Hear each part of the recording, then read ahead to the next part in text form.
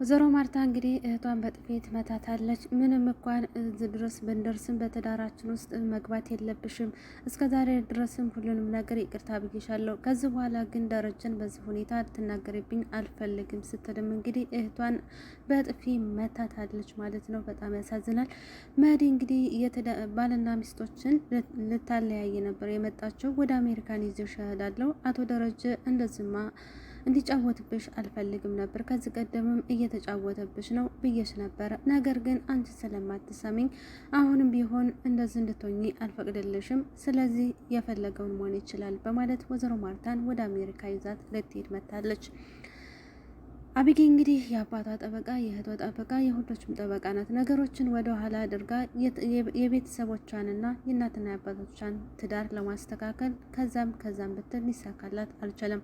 ነገር ግን ዳጣን አሁን ላይ ከእሷ ጋር በመጣላቷ ትንሽ ከፍቷታል ማለት ነው። ዳጣዬም እንግዲህ ለእህቷ ስትል ቃዲስን መቼውም የእሷ አይሆንም፣ ይሄ አስመሳይና ክፉ እንዲሁም ሌባ ነው፣ የቤተሰቦቻችንን ንብረት ለመውሰድና እንዲሁም ደግሞ ብዙ ነገር ለማድረግ ነው እንጂ የቀረባት እውነት ወዷት አይደለም። ሴቶችን የሚተነኩልና የሚረብሽ ስለሆነ ስለዚህ ለእሷ አይገባትም። ለምንድን ነው ይሄ የማይታያት ብላ ዳጣም ቃዲስን የሆነ ቦታ ትጋብዘዋለች።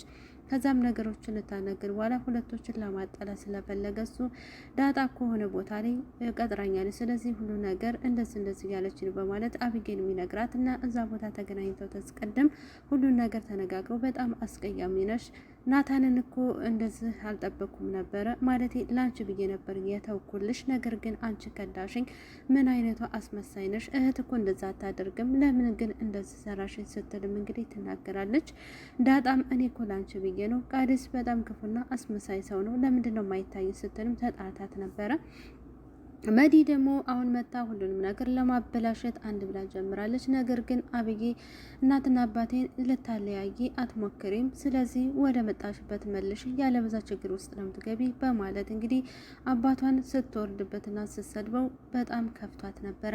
አንተ ግን በጣም ወረዳ ነህ፣ በዚህ ሁኔታ እንደዚህ ሆነ ስላየሁ በጣም ደስ ብሎኛል። ቀደምም ነግሬ ነበረ፣ መቼም አታሸንፈኝም። አንተ በጣም ክፉና አስመሳይ ሰው፣ እንዲሁም ደግሞ በሚስትህ ላይ ሌላ ማግጠፍ ስለወለድክ እንዲሁም ደግሞ ዳጣዬ ልጅ መሆኑን ለማርታ እነገራለሁ ስትልም እንግዲህ አቢጌ በር ላይ ሆና ትሰማት ነበረ። አቢጌን በጣም ትናደድና እንዴት እንደዚህ ትላለች አክስቴ፣ ይቺ የተረገመች ይችን ሴትዮማ ሳላንቃት የትም አትሄድም፣ እስከ ዛሬ ድረስ እየተዳ ነበረ። እንደዚህ ሆነች ደግሞ ዝም ባልኩሽና ባላሳሰርኩሽ ላይ ቤተሰቦችን ማለት ታፈርሽና ቤተሰቦችን ልበታትኝ አትችም ስትል እንግዲህ ትናገራለች። አቢጌ አሁን ላይ እንግዲህ ወይዘሮ ማርታን እናቴ እባክሽን ይህ ትዳር መፍረስ የለበትም፣ አባዬን ይቅርታ ታደርግለታለሽ፣ ያለበዛ ግን ዳጣም ሆነ ናታንም እንዲሁም ውሀዬን ይዤ ነው የምጠፋ፣ እባክሽን እማዬ ይቅርታ አድርግላት ስትል ነግራት ነበረ። አቢጌ ግን ወይዘሮ ማርታ ግን እንዴ ለምንድን ነው የምትይኝ? አንቺ እኮ ገና ልጅ ስለሆንሽ ነው፣ ቃዲስ እንደው ይውደድሽና ያግባሽ፣ ከዛም ከሌላ ሴት ቢወልድብሽ ምን ታሪክ ታመጫለሽ ስትል እሷም እፈተዋለሁ ብላ ነበረ። ስለዚህ ከመናገርሽ በፊት አስበሽ መናገር አለብሽ፣ ያለበዛ ግን ዝም ብሎ በሰው ልጅ መፍረድ አያስፈልግም ስትል አቢጌም እንግዲህ ለእናቷ ነግራታለች። እማዬ ግን በጣም ክፉ ነሽ፣ ክፉ ስለሆንሽ ነው አባዬን ይቅርም እማትዩ፣ አባዬን አታዩም እንዴ በጣም ጠቁሮና ከስቶ በሀሳብ ላይ ተጨንቆ፣ ዶክተሮችም እኮ ጭንቀትና እንዲሁም ደግሞ ሀሳብ ካሰበ ይብሰዋል፣ መናገር አይችልም። ስለዚህ አባዬን ይቅር በይውና ከልብሽ ከዚህ ሀዘንና ከዚህ መከራ ላይ እንዲሁም ደግሞ ከመነጋገር ነፃ አውጪ ብትላትም እሷ ግን ተይኝማ እባክሽን ልጄ፣ በጣም እኔ ከሱ በኋላ አንድ ላይ ትዳርን መሰረት አልችልም፣ ከፍቶኛልም እንዲሁም ደግሞ ምንም ከልቤ አውጥቼዋለሁ ብላ ነበረ። ነገር ግን ምንም እንኳን የደረጀ የልጆች አባት ነው፣ ምንም እንኳን ብዙ ነገር ቢበድለኝም ቢያሰቃየኝም፣ ነገር ግን ማንም ሰው ደረጀን አፉ እንዲከፍትበት አልፈልግም ስትል ለመዲም ነግራታለች። መዲ ግን በጣም ክፉ ነሽ፣ እኔ ላንቺ ብዬ ብዙ ነገር እየተሟገትኩልሽ አሁንም ለሱ ትገድፊያለሽ እንዴት ስትልም አቶ ደረጀ እንግዲህ በጣም ጨንቆት መናገር አይችልም። ነገር ግን ሚስቶችና ትዳሮችን ልጆችን አንድ ላይ ለማድረግ ይህንን አንድ ብሎ ድራማ ጀምሯል። አቶ ደረጀ እንግዲህ ከዚህ ቀደም በመኪና አደጋ ትንሽ ራሱ ስለተጎዳ አሁን ላይ ሆስፒታል በመሄድ ምንም ነገር ማውራት አይችልም። ስለዚህ ከጭንቀትና ከመከራ ይህ ሰው መወገድ አለበት፣ ያለበዛ ግን ችግር ውስጥ ነው የሚገባ ብለው ለማርታና ለልጆቹ ዶክተር አስረድተዋቸው በዛ ሁኔታ አባታቸውን እየተንከበከበ ነበር። እንግዲህ አቢጌም በጣም ታሳዝናለች። እናትና አባቷ እንዳይፈቱባት እንዳለያዩ የቤተሰብ ፍቅር የሆነ ቤተሰብ እንዳለያይ ብዙ ነገሮችን አድርጋለች።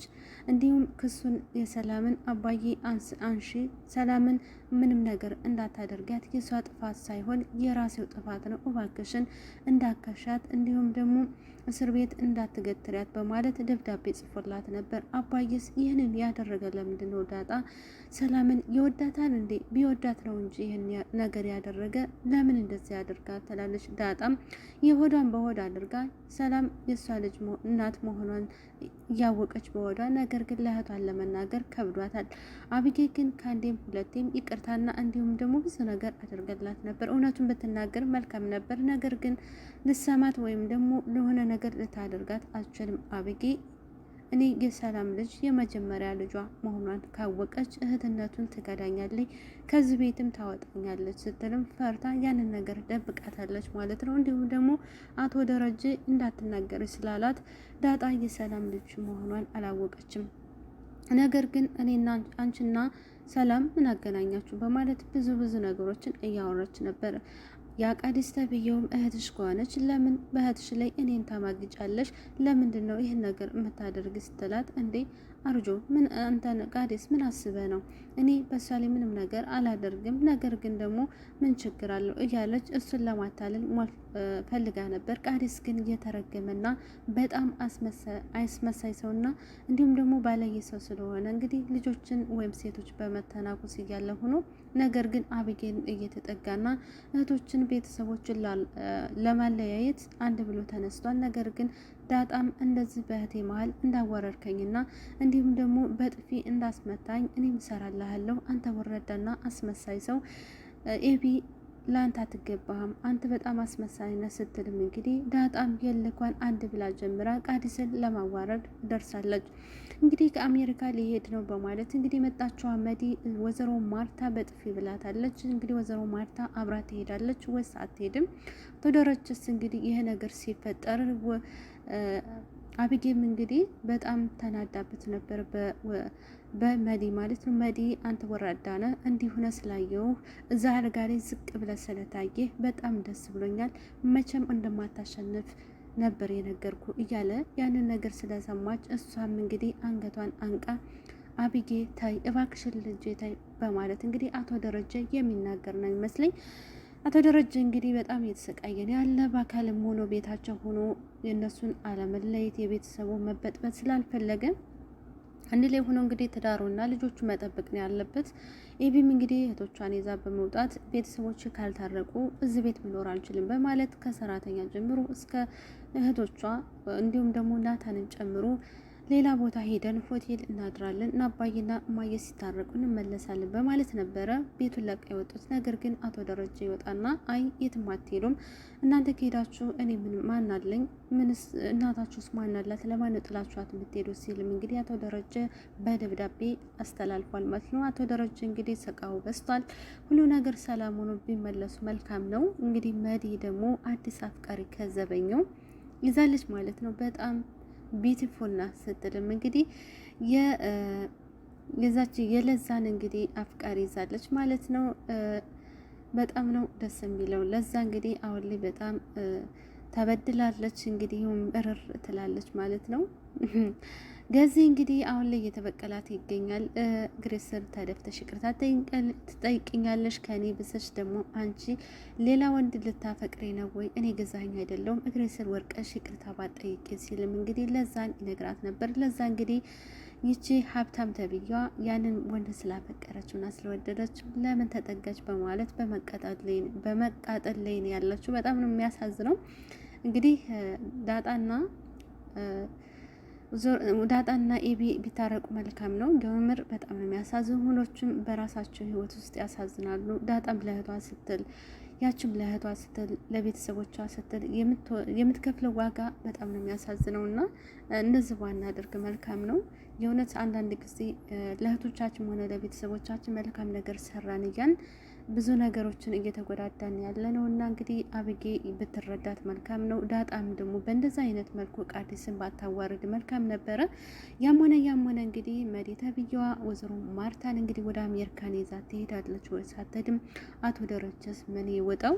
ይህ ትዳር በምን አይነት ሁኔታ ውስጥ ነው እንደ አዲስ ሀብለው ደስተኛ ህይወታቸውን የሚመልሱ የልጅነታቸውን ያንን ፍቅር የሆነ ቤተሰብ ማርታ እንግዲህ ከዚህ ቀደም ብዙ ነገሮች ተሸውዳለች። ከአቶ ደረጃ ይሄን ይጠብቃል ብላ አላሰበችም ነበር። ከሌላ አይደለም አንድ ልጅ ሁለት ልጅ ወልዶ ነው የጠበቃት። ነገር ግን አስቦበትም አይደለም።